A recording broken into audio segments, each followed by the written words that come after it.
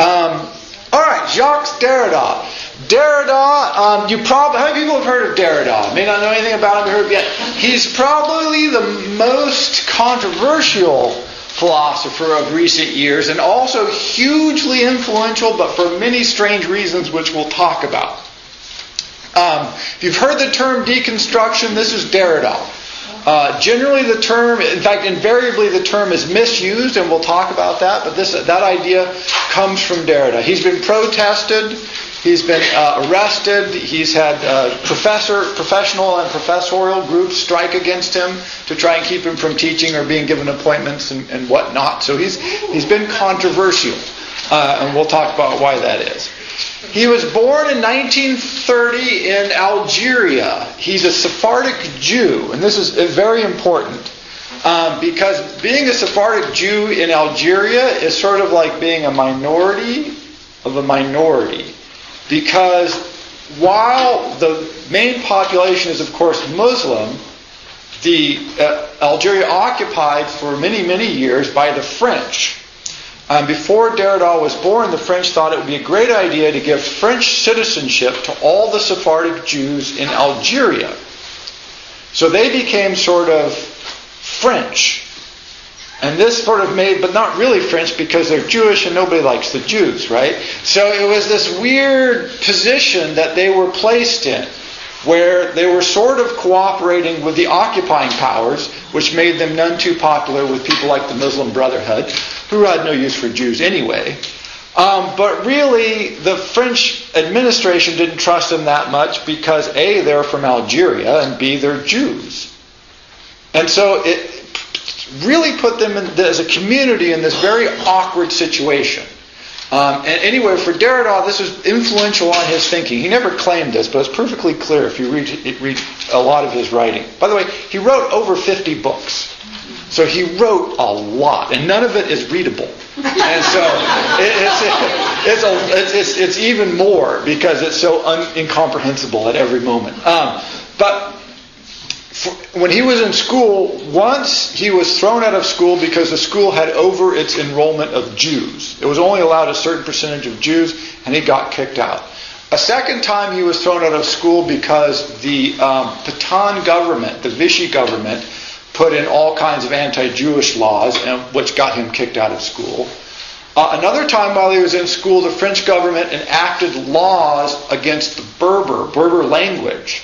And so you couldn't use all these phrases that had cropped into Algerian French because they don't have French words for all kinds of things that are in the Algerian world. And so it had been corrupted, the French authorities would say. So numerous times throughout his life and education, he ran into these experiences where his language, his background, his location, his position were constantly being questioned or thrown into doubt or marginalized. And when you read his writing, he spends a lot of time being concerned with these kinds of issues. So he gets into the French school for philosophers, the school that was attended by everybody, every French philosopher ever in history, even those that existed prior to the existence of the school went to that school. It's just, Sartre, de Beauvoir, Levinas, Merleau-Ponty, Foucault, Ricoeur, the whole list. But it took him twice to get in. And it's not clear why. But part of the reason seems to be they didn't want an Algerian Jew in the school. And so it took him 2 years of failing, and then the third attempt he was finally able to get into the school. Also, the Algerian school system really didn't give him the background, because theoretically he was in a school system just as good as anyone you would have in France, but in fact, really they weren't paying that much attention to him. Sort of the separate but equal theory that never worked out that well in the United States. Didn't work out that well in many of the colonial institutions either. So Derrida gets in, and he's in school with Althusser, Foucault, Levinas, and several other key figures. They're a generation and a half or 2 generations past Sartre and de Beauvoir. However, that excitement, that energy, that focus on French philosophy is still there.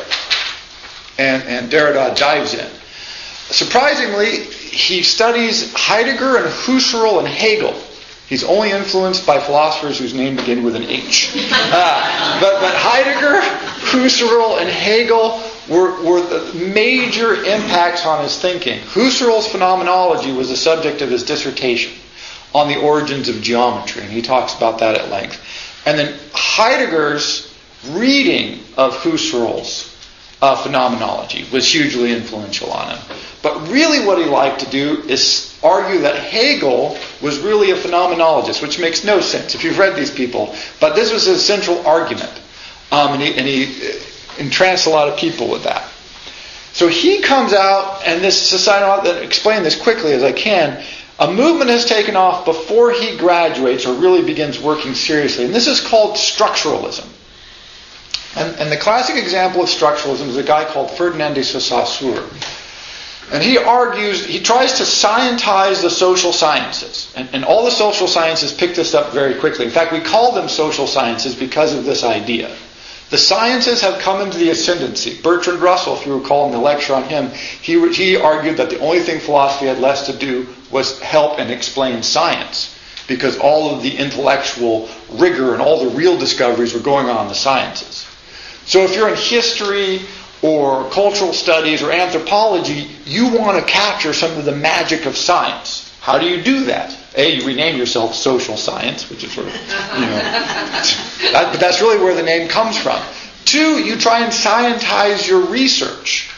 But what can you really study? Saussure is central in this, so is Claude Lévi-Strauss, in coming up with the argument that you can study the language. And that language is made up of, I mentioned this before, signs which point to signifies. So, if you have the word, as I mentioned before, tree stands for the thing out there in the world. The spoken word tree means the thing in the world tree. And because we can study the language, we can grab onto the language that a tribe speaks or the artistic language of a culture, then we can analyze it scientifically. Second part of this is langue and parole. And langue is a language. It's like French is a language or English is a language. And parole is any given speech in that language. So you can make a sentence up in English, and that's part of the language. And the language defines what you can say in any given sentence. And so what you do is you look at every instance of speech.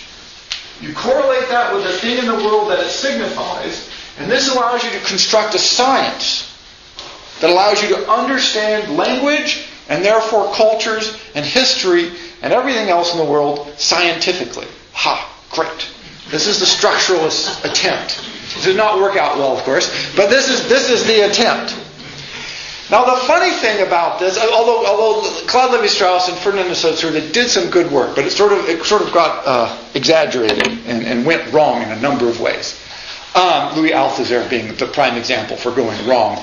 But what happened in the United States, and this is crucial because Derrida's reception here is different from in Europe, and I'll try and on the continent untie that.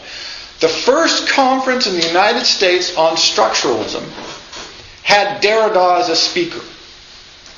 This is like having your first conference in your country on capitalism feature Karl Marx. Right? It's too late then. So we never got structuralism. What we got was Derrida's critique of structuralism and some other structuralist guys all in the same time. This was confusing. The other thing that happened is Derrida and many of the other French philosophers did not come into the United States via philosophy departments. They came in via like Yale French Studies and some English departments. Because American philosophers, heavily influenced by the British and people like Bertrand Russell and Ludwig Wittgenstein and A.J. Quine and Eyre, were called analytic philosophers. They really wanted to work on logic and truth and science and all that good stuff. And they didn't understand what the humanist impulses of Sartre were all about, and they really didn't understand why structuralism thought they were doing science. So they were at loggerheads. And so they had no use for that. And so here comes Derrida into the middle of this. And he makes several arguments, but important to note that as he's making these arguments, he's arguing against something we don't have in departments where he's not supposed to be. And so he sort of pisses off all kinds of people everywhere. So like in Europe, people are mad because he's arguing against the structuralists. And he knew most of them personally, so it was very sort of, touchy. In the Americas, like they don't know what the hell he's talking about, but they know it's wrong. For instance, he would give lecture tours in the United States. Even when I was in graduate school, he did this still, where he would speak only French, and his French is incomprehensible anyway, to crowds that spoke no French, and they would be packed. And he found this endlessly amusing, right? Because it was like, what the hell are they doing? They don't understand what I'm saying, even if they did understand the language, right? But he points out, he says, look, this is wrong. This is what he called logocentrism, or occasionally foul logocentrism. This is the notion of Western metaphysical thought. And what Derrida wanted to do was overthrow the entire way the West conceptualizes the world. He listed that as his official project, which is a good project. That's why he wrote 50 books, right? Because that's a lot of work. But he says, look, when you say that there is a speech, there's a word that the sign corresponds to, that points to something in the world, you're saying there's something out there, a unity, an object, that makes what I'm saying sensible and, more importantly, true, or at least potentially true. It organizes everything. And he says, and that's the lie of it. This is not how language works. He said, amongst other things, that signs simply point to other signs. A written word points to a different written word, points to a different written word, endlessly. He called this the endless play of signification. You never get out of that chain. It doesn't refer to the world, it refers to other signs. And he said the trick that Cecil tries to play is he says, look, speech is the real thing. Writing is always a supplement to speech. Because speech is personal and physical and interactive. So it's the real thing. It's the same argument that Socrates makes in the Phaedrus, which Derrida writes at length about. That, no, you don't want to write things down because speech is the real thing. Also, if you've learned anything about this, they almost always say, we learn to speak, right? And at some point we learn to write. Derrida says, one, there's no evidence for this. In fact, they probably are the same. They work at the same time. They're aspects of the same thing. Neither is first. Writing does not refer to speech. Speech does not refer to writing. They're inextricably linked. You can't untangle them. They're always both happening at the same time. There is no moment of pure speech. There is no moment of pure writing. And neither of those moments, if they existed, would actually refer to anything in the world in any case. And so you can't get out of the language. Therefore, it's not grounded in anything. It's not scientific. Because there are no grounds that you can appeal to. He says, Western metaphysical thought consistently wants to appeal to a unified origin for everything. And that unified origin, even if we don't know it, is the truth. We've talked a lot about this, but it keeps cropping up because it's like, it's going to be God. It's going to be science. It's going to be experimentation. It's going to be logic. It's going to be mathematics. It's going to be being. For Heidegger, it was being. If we could just get the nature of being down, then we would know everything. Even if you couldn't do it, which Heidegger sometimes suspected. If you could, you would know everything. Derrida says, no, you never do. You never pin things down. It's not going to happen. You have to give it up. You have to give up the search for truth. Get rid of that.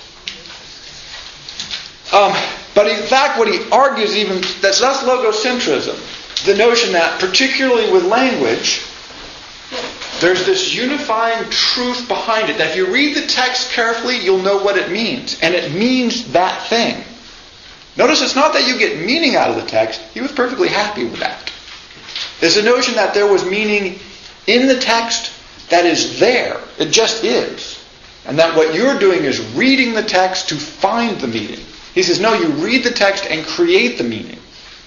And so everybody who reads a text creates a different meaning because everybody's different. And it's an interactive process. So there is no truth of the text. There's only a reading of the text. And your reading of the text, and my reading of the text, and everybody else's reading of it. And there's nothing you can appeal to, really, to stop that process. But what if Western metaphysics tells us is no, there is a truth there. You just read for it, you read carefully. I'm up here, therefore my reading is right. And if you read differently, then your reading is wrong. And you keep reading until you get my reading, and then you're right because I'm up here and you're out there, right? This is the system. We know how this works. And Derrida says, no, you can't do that. It's not there. And he goes at length. The one reason he writes so much is he just picks a subject and shows how wrong this is. One of the places he's been very influential in this is in law. Because there is no contracts Derrida cannot break. Literally. And so he's had this big and often viewed as negative impact on the law because he can just dismantle language. He can say whatever it says, he can make it say something else. No problem. And this is disturbing to a legal system based on written documents. The documents are the truth, you see. Whatever they say, that's what they mean. Of course, we know that doesn't work at all. And that there's always these debates. But the notion is if we just got it right, if we just had the truth of the document, then we would know. If you follow the Supreme Court at all, this argument is up all the time. Well, what does the Constitution really mean? Derrida would say, well, it doesn't. That's the problem. And it's pretty clear the Founding Fathers didn't think so either. That's why they have judges who vote on what it means. If you believe in the truth of a text, you don't let judges vote. That would be counterindicated. And so Derrida's like, no, it's always constructed. It's always a reading act. Oh, people hated this argument. People do not like this argument whatsoever. And we'll talk about why that is. But he says the problem is you still have Western metaphysics. And this is where the term deconstruction comes from. And just so you can wince every time it's used incorrectly, as I do for the rest of your lives, let's take a moment to understand deconstruction. So he says what you have to do as a careful reader, as a philosopher, as a thinker, is take whatever it is apart. Not destroy it. Usually deconstruction is meant to say destroy or rip apart or dismantle. But the term he uses is from a French medieval term that meant to take apart a siege engine because they were too heavy to carry around in one piece. But you are always going to reassemble them later. So it's to take apart with the notion of putting back together later. It's not to dismantle so that it can't be reassembled. In fact, he argued you can't help but reassemble it. We can't not let the truth back in because it's Western metaphysical thought and we can't escape it. He says the best you can do is create some space where you kind of think and doubt for a while, but eventually it all collapses back together. So you deconstruct and it reconstructs. Deconstruction, reconstruction, an ongoing process. It is not destroying. He says we can't do that. We're not capable of it. He says, we might think we can, but we can't. The most we can do is create doubt and wonder and suspicion. And any number of examples of this. One of my favorite, again, coming from Socrates, is, people know Socrates had to drink the hemlock. Didn't have to. He basically committed suicide. He volunteered to drink the hemlock to kill himself. In the Greek text, that's called pharmakon. And Derrida wrote a part of a book called Plato's Pharmacy. And it's where we get the term for pharmaceuticals. Well, is hemlock a medicine or a poison? The answer is yes. But you see what happens to your reading of the text when one word can mean to poison and to cure. Everybody wants to read the defense of Socrates as, he poisons himself in the end. Derrida says it's perfectly valid to read that as he cures himself in the end. That he takes a medicine and is cured. He says we don't like to read it that way because we don't think of death as a cure. But Derrida argues all kinds of sides of this, but he says, look, basically pharmakon is one word that means pharmacy. It means a drug that cures and a drug that kills you. And it's the same drug. and it's the same word and it's the same idea. But we always want to narrow that truth, because then we can know. And we'll come back to that. So deconstruction, to take apart with the thought of, in fact, the necessity of reassembling at a later date. So he's trying to work against this, the indisplay of signification again, the scientification of anything, including the sciences, which he didn't believe in very much, to deconstructing. As part of that process, he started working on what you might call modes of writing that themselves enacted this resistance. Which is to say, I want to write philosophy, but I want to write philosophy from which you can't possibly get any truth. Or at least I'm going to throw up every barrier I can to prevent you from getting any semblance of truth from my writing. And still be doing philosophy. It turns out that's a remarkably frustrating thing to read. Which demonstrates how much we really want the truth. Stop beating around the bush. Just tell me the truth. And Derrida keeps saying, no, I can't do that. In fact, I can't help but do that. So I'm going to fight against it as long as I possibly can. The most readable, and actually it is fun to read to a certain extent, book is called The Postcard. And it illustrates a whole number of aspects of this. If anybody wants to see this book, it's really wonderful. And he says, imagine, if you will, that you're in the attic of a house and you discover a bag of half-burnt postcards. You don't have all the addresses or all the dates. You don't know necessarily who's going to and what's from. You don't know if there's two people writing back and forth or a group of different people writing back and forth. And you try to assemble them in some order. That's my book. And that is his book. It's a series of half-written partial sections of postcards that you don't know who. There seems to be a love story going on or several. But you never really know. It's a series of burnt-up postcards. Which is a little frustrating to read, but also sort of entrancing, because it's a little puzzle that you try to assemble. And then as soon as you think you might be assembling it, he does something that makes you think, oh, that puzzle's all wrong. Yes? It sounds like nothing flows in his writings. Oh, it most certainly does not. And did his personal life have order? Or he's a very orderly person. When he wrote 50 books, which is to say he's a very dedicated writer. The quality of them you can argue about, but he certainly wrote a lot. Married for years and years and years, 30, 40 years. And 2 sons. Everything seemed to be great on that front. Lots of awards, No, he was very sort of successful in that sense. But he really tried to resist this pinning of things down.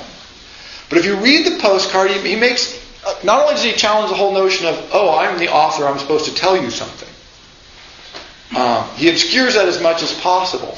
He also does other things, like he claims to have gone into the Bodleian Library and cut a page out of this ancient text, which he may have. I've never been able to confirm whether he did or did not, but he claims that he did this. And the text of that, the picture of that text is on the cover of the book. And so if he did really go and rip this book out of this, like one of 2 in existence, right? But then it raises a couple of questions. 1, okay, that's like criminal, right? 2, if you didn't, he's just lying. And this is the other problem with Derrida. He's happy to lie to you. He has absolutely no compunction about that at all. Why should he feel that he has to tell the truth? Whatever that is. Whatever that is. That's exactly right. See, once you let go of that, it's very liberating. He's perfectly happy to mislead at any given moment. So you never know when what he's writing is what he means, or if he's just purposely misleading to you, or if he's lying to you.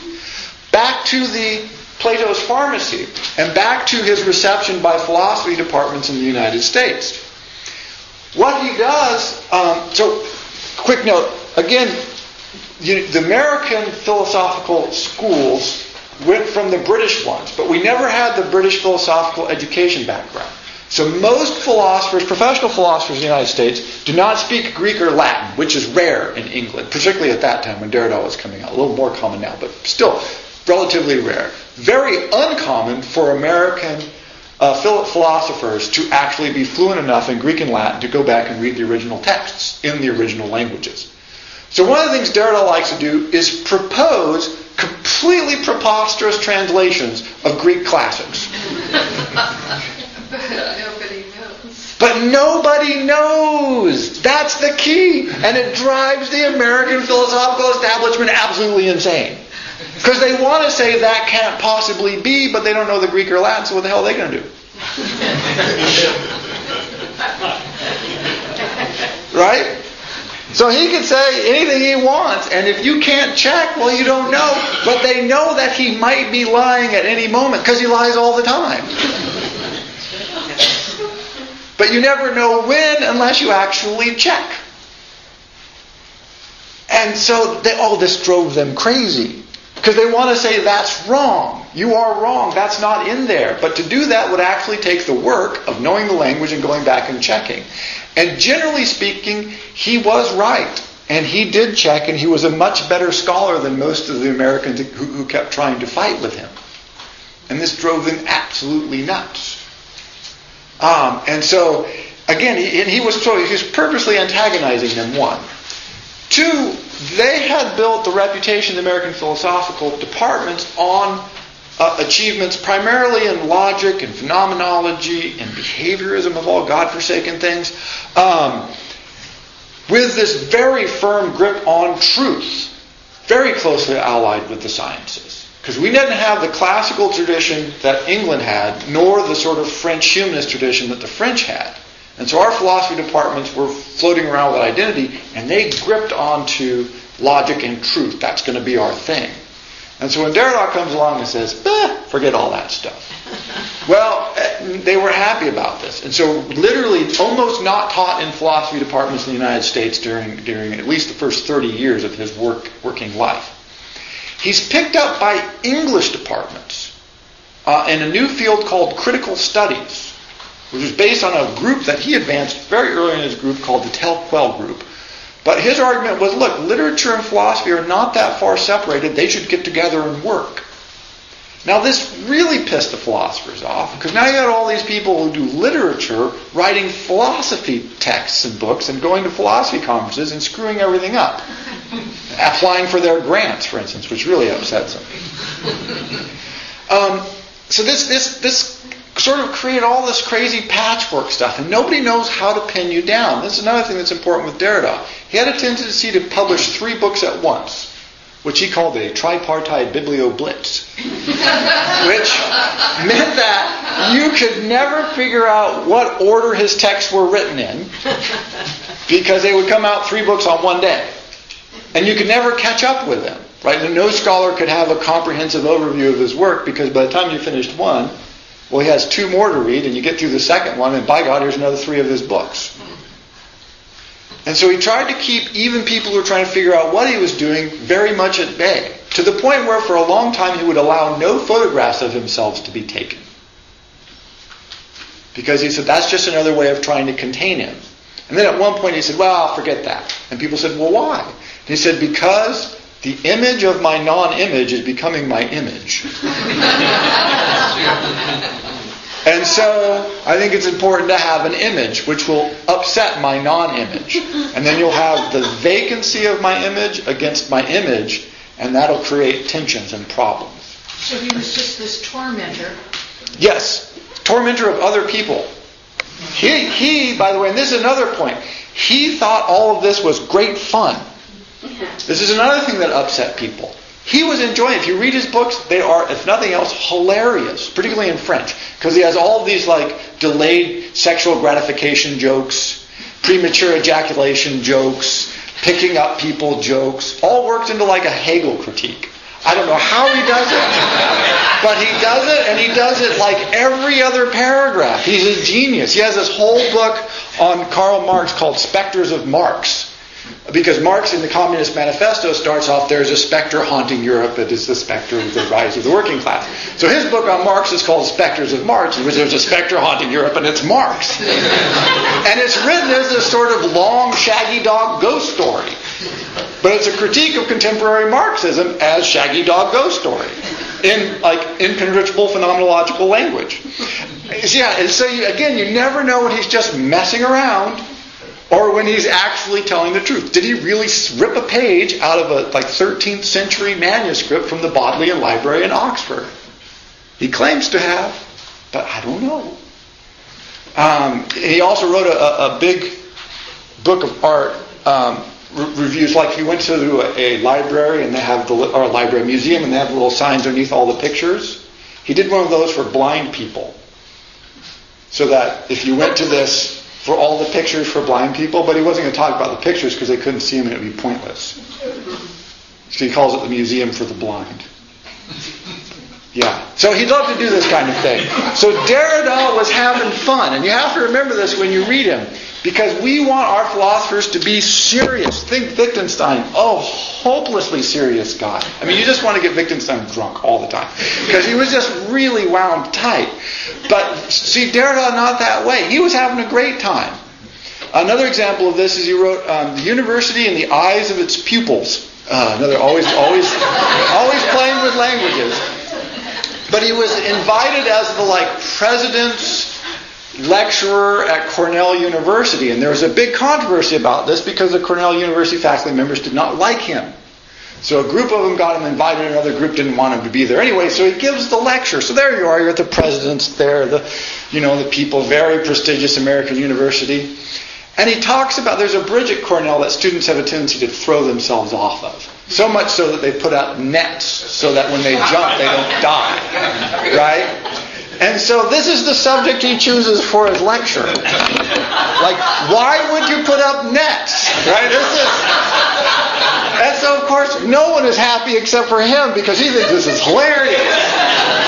That he's here lecturing to them on their students throwing themselves off of bridges, right? And he just thought this was the greatest thing. It's a funny essay called University in the Eyes of Its Pupils. But he does this all the time. And you just couldn't pin the guy down because he didn't want to be pinned down. But he did think, one, that it should be fun. He said, he calls it the endless play of signification.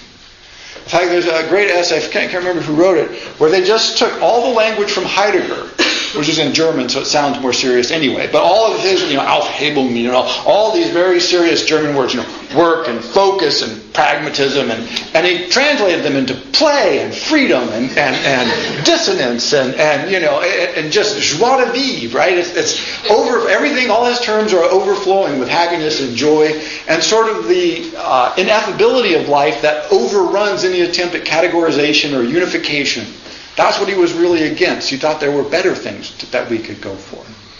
And so this, again, tracks back to his upbringing, right? And when I was in graduate school, I worked with, it was when Apartheid, when the wall came down in South Africa. And so it was illegal to teach Derrida in South Africa, pre-Apartheid. Because of his political activities, but because that at least they were smart enough to realize that he was going to be opposed to a lot of this racist stuff.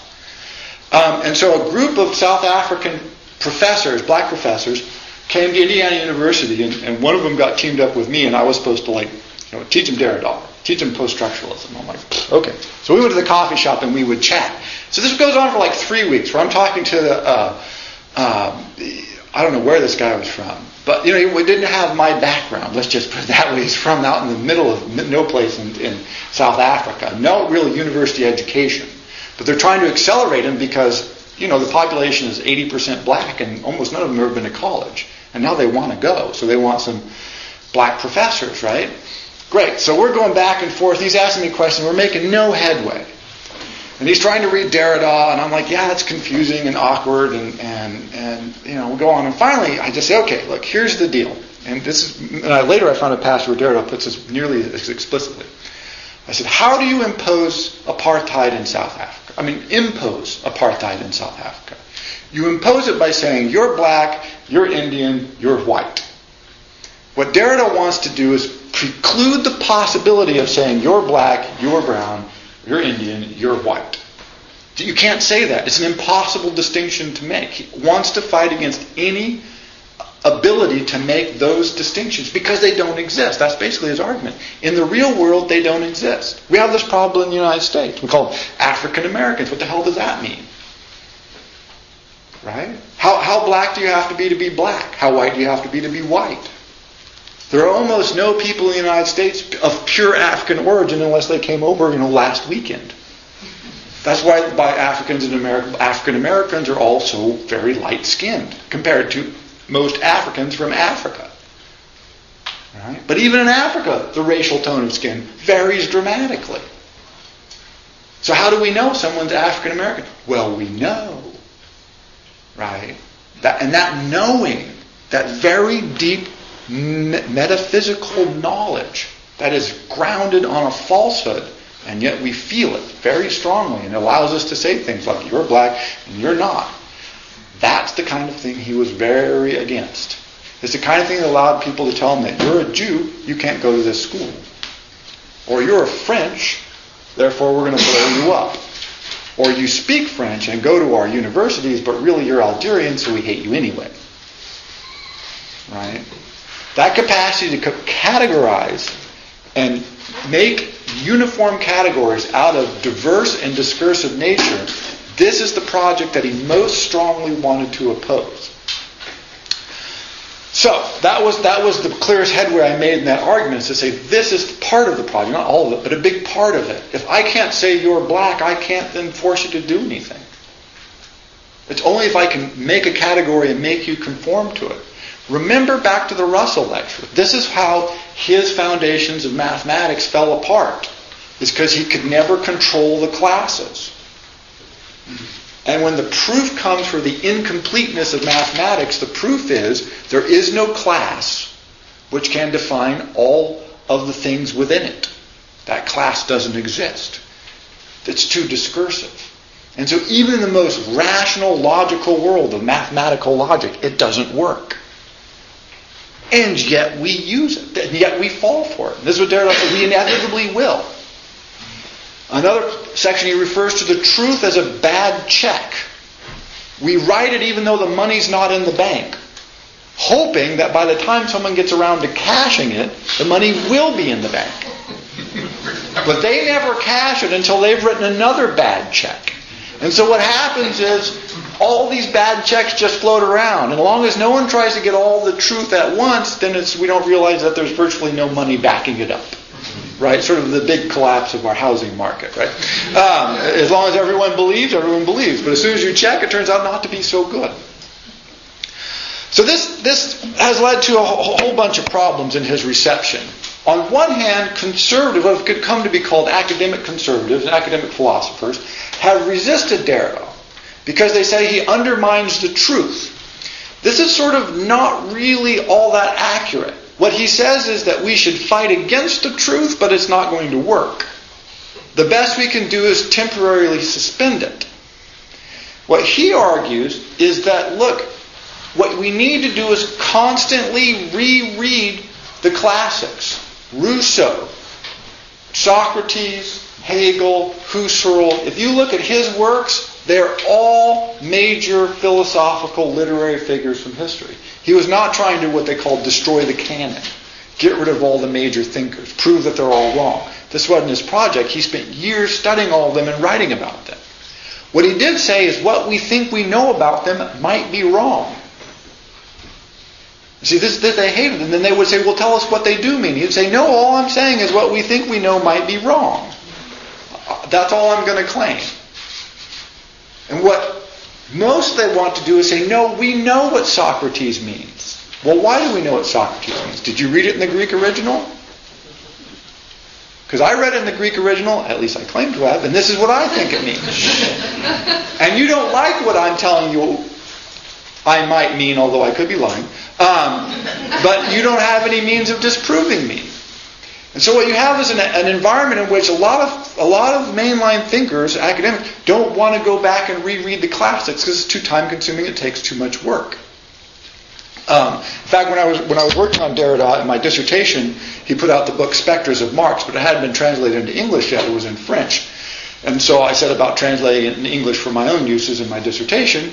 And one of the professors on my committee said, well, why are you doing that? And I said, well, because I need to use it. And he said, well, but it's a waste of time. It'll be out in English before too long. You have better things to do. I'm like, That's an interesting argument. See, the notion that you have better things to do than go back and revisit this. So conservatives tend to argue, look, we know what the texts mean. Don't mess up their meaning. We've got them fixed. So we don't need to read them anymore. Stop reading them. Go on and do the more important things. Liberals, on the other hand, who have been identified as liberals, say, this is great. It gets rid of truth. It opens up. It overthrows it all. We don't have to worry about all that stuff anymore. See, they don't want to read it either.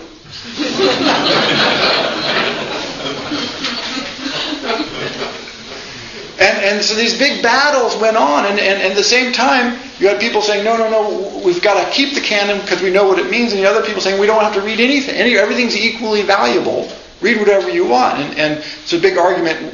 One of our professors who taught Indian literature of the Indian subcontinent, and the student said, this is great, we're going to get Indian literature. She said, I said, yeah, I think it's great, it should be taught, but what Indian languages should we learn? And people said, no, we don't want to learn Indian languages, that would take too much time. I'm like, well, if their literature's worth studying, shouldn't we at least bother to go out and learn Sanskrit or one of the other hundreds of languages that there are hanging out in India? No, we don't want to do that. Because again, it takes too much time. And so it was two groups who were equally in agreement that they don't want to read texts. And so they both, one group championed Derrida incorrectly, the other group opposed him incorrectly. So we have this very weird take on Derrida because it's really a misreading of him. Like I said, look at what he wrote about all classics. It's like an encyclopedia of classics, particularly if from the French university standpoint. No, the American writers don't want to read that stuff. Conversely, he never says we're going to get rid of truth. He just says we want to try and stall it off for just a little bit so that we have some notion of what to think about. Other example from this, another book called The Truth in Painting. Anytime he uses truth in the title, you know you're in trouble. The Truth in Painting. And there's a famous pair of boots painted by Van Gogh. And he gives all these great analyses of these boots. And he says, one of the funny things is, everyone talks about this pair of boots. It's actually called The Pair of Boots by Van Gogh. And he says, it's not clear they're a pair at all. It's not clear that this is a left and right boot. And when you look at the painting, as soon as he says that, you look at the painting and you go, hey, he's right. God damn if he's not absolutely accurate. You look at those boots and pretty soon you can't tell if there's two rights, two lefts, or just what the heck's going on. And then the more you think about it, you realize, this notion of left and right, heavily articulated shoes, where does that come from? An industrialized, mechanized culture, which Van Gogh, being extraordinarily poor, and where he lived, this was not the norm yet. This is a time when people might have one fork and one plate. Right? And we think, of course, they're left and right. That's how shoes come. Not that clear that that's how shoes come. It's also not clear that Van Gogh could have afforded left and right boots, even if they did exist that way where he was. And so Derrida raises all this, and he says, well, why don't we see this when we look at the painting? Right? Where is the truth in painting? He also talks about what he calls the pareragon. He was great for either making up words or digging up words that you've never heard before. You're like, pareragon. Well, it turns out pareragon has to do with the edge of a painting. So one of the questions he asks is, where does a painting start and where does it end? Is the frame part of the painting?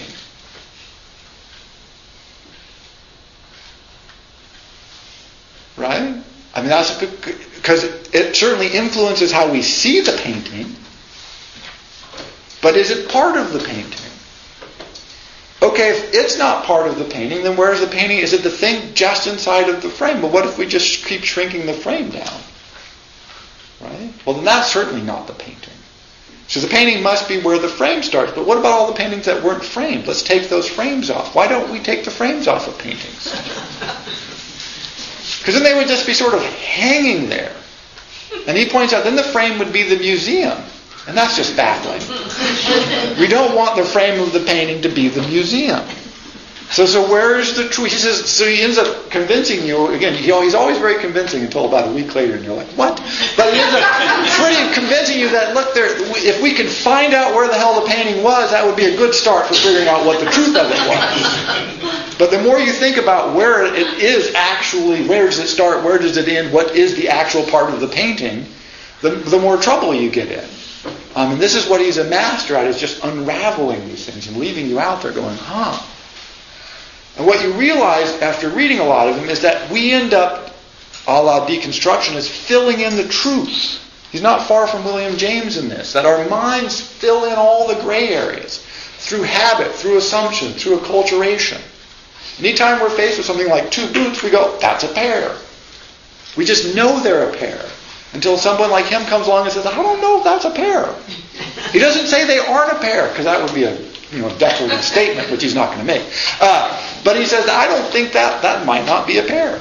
And then you go, ooh, damn. And then I thought, and in the Truth in Painting, they have a reproduction of it. But he makes me so suspicious that I actually looked at another reproduction, because I thought he might have messed around with the one. But he didn't. It looked like it, but he would. That's the thing. He's not above that at all.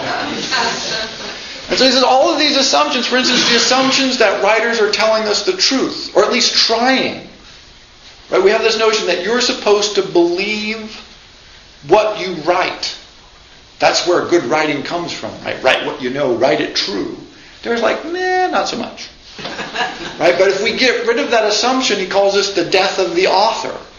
Who says the author knows what the hell the author's doing?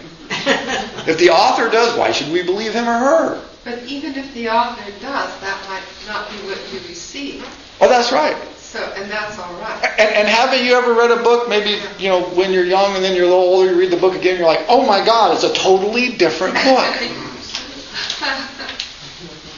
Did the book change? Your experiences change how you receive the book. Well, what the hell? Did the author come back while you were growing up and change stuff around? So the book is changing, and your experience of the book is changing, apparently without the author's intervention. And Derrida's like, wow, what do we make of that? Books are changing all the time. So how do we know what the truth of the book is? Well, we don't. But notice what we think is, and I had this experience myself with Thomas Mann's Dr. Faustus, a wonderful work, once you figure out that it's an unreliable narrator. Until then, it's like, this is a stupid book. But once you figure that out, great book. But it took me a while, like 10 years. Your sense is like, now I've got the real book, right? That book I read before, that was wrong. I misunderstood it. Now I have the truth. See, Derrida says that's how we feel all the time. We go from moment of, now I'm right. I've been stupid my entire life up till now, but now I'm right. See, we should be suspicious of that. We should go, well, now if I've been wrong till now, why? No, that's not how we feel, though. Right? And that's the Western metaphysical press that's on us all the time. Now I'm right. Okay, I was wrong about it. Now I'm right. Now, we'll do that basically forever. And in opposition, he mentions specifically, he says, if you read any Asian philosophy at all, the first thing they say, the last thing they say, the third thing they say is, you can't trust language, you can't trust speech. They're just chapter and verse. They say, well, we shouldn't even write anything down. Well, we hate to repeat this. Okay, we'll tell you the story, but it's not going to make any sense anyway. At length, because they consistently distrust language in exactly the opposite of the way that we trust language. If we just understood it, if we knew just what the book said, then we would be in business. And what happens, therefore, surprisingly enough, and by Derrida's argument, I think, in fact, is what we try to do is stop reading. Our goal is to not read anymore. Once I understand it, I don't have to read it anymore. And we can grasp it and put it away, and I'm done with it. Then I can move on to the next book. And I can grasp that, and I can read it, and I can put it away, and I'm done with it. And it frees us from having to have, knowledge or contemplation, wisdom of any kind, because we can just finish with these things. And Derrida wants to say, no, you cannot finish. He called this dissemination. Things just flow on. There's no edge to the painting. The truth is not there. There is no truth in the text that you don't in part construct with it.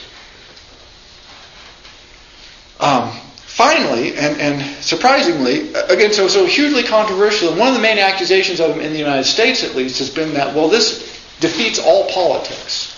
Right? If you don't have a truth, then how do you have a political position? How do you it disrupts? And so now liberals, progressives tend to dislike him again. So he was in favor for a little while, and then he fell out. Now nobody seems to like him. It's a sort of stock rising and falling.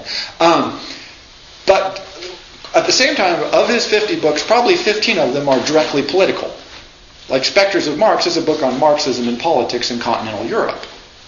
He also formed groups like Telquel, but one I found most interesting is a group that he formed on the teaching of philosophy in high school, called The Student's Right to Philosophy. And he said, look, how can we have people, educate them, pretend to educate them, and not give them philosophy? Don't students have a right to philosophical thinking? Isn't it our duty, aren't we obligated to allow them to read philosophy? A very specific educational program, which he aggressively tried to put into force. He was also involved in any number of other very concrete, specific political things.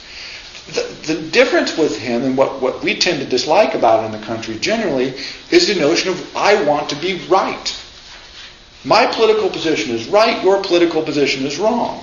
Derrida is like, yeah, I don't think we should say that. I think that's probably a bad way to begin, because that's the same thing as saying, I'm white and you're black. Therefore I get to put you on a reservation or put you in an internment camp, or it tends to lead to bad things, historically speaking. Heidegger, classic example of this. We don't need that. He says, in fact, we want to struggle against that. We want to struggle against the imposition of the truth, of knowing things all the time. We know too much. We have to stop knowing the truth. We have to give that up. We're not going to, but we need to struggle to ask ourselves the kinds of questions like, if I see two boots, are they necessarily a pair? Does this text have any truth in it at all? In Derrida's case, probably not. At least he's working against it as hard as he can.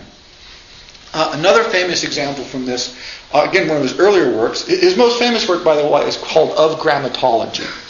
And that was his demonstration, I think pretty convincing despite its strangeness. And I have a selection here extended from it. These don't make all that much sense in isolation. They don't make that much sense anyway.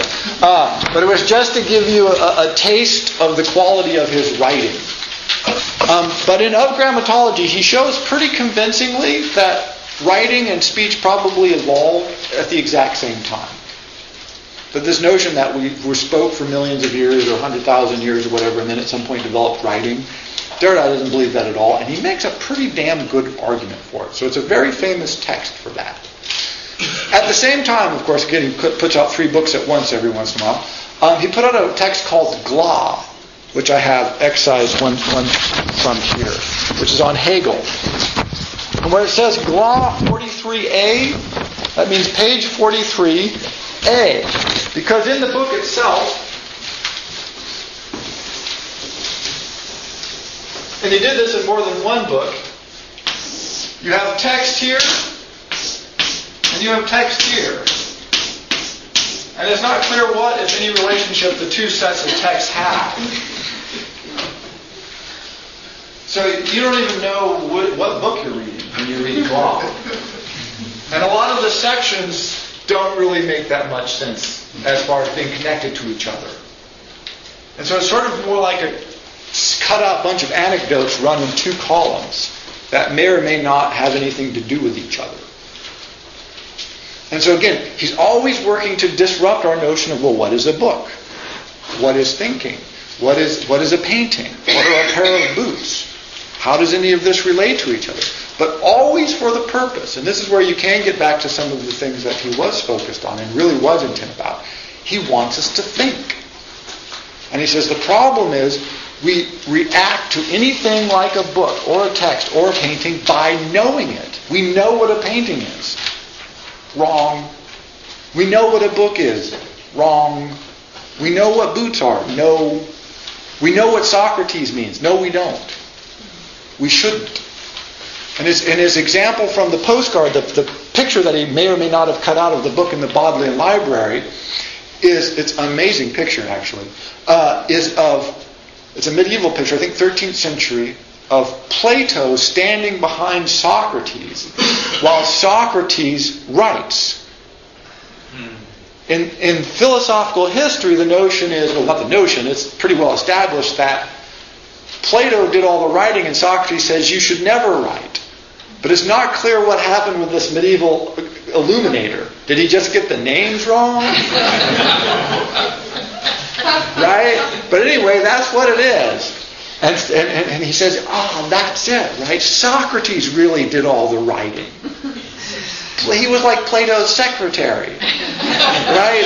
And he just works with this. But if you start thinking that way, it sort of reconceptualizes the whole notion of these guys. But that's the idea. Think about them. Reflect it. It may be that when they reconstruct, remember deconstruction, when we put them all back together again, it may not be that different. But we will have explored it, thought about it, and understood it. If we just look at it and know, then we're almost certainly wrong. That's not us. That's our culture. That's Western metaphysics telling us what things are, how the world is, what to think.